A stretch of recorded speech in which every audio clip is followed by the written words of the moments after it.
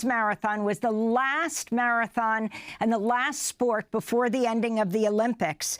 And Sifan Hassan stood there, podium gold, in her hijab. Talk about why this was so significant in this final moment. Amy, the irony and sort of the bittersweet ending to these Olympics was so poignantly displayed by Sifan Hassan. So the thing is, she doesn't actually compete with hijab on. She chooses to wear it when she chooses to wear it, but she chose it to wear it in this moment. And it was, I can't speak for her, and I'm not sure what her intention was, but the statement was most definitely made.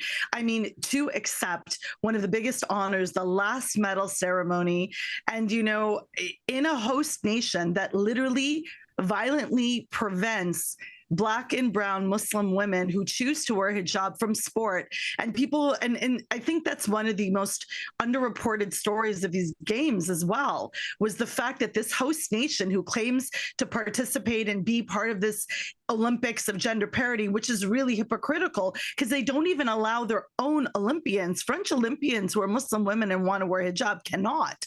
So the fact that that happened was just, it was remarkable. It was a remarkable moment, and it was a very beautiful and quiet message to women all around the world, and particularly those in France who are prevented from participating at a local, recreational, provincial, or even, in national programs.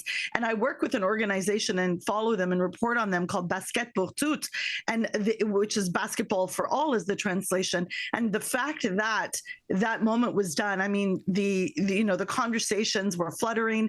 One of the things that I found heartening, Amy, was that it was being commented on in that narrative, which is really important because, again, this is a story that French media didn't actually want to pick up.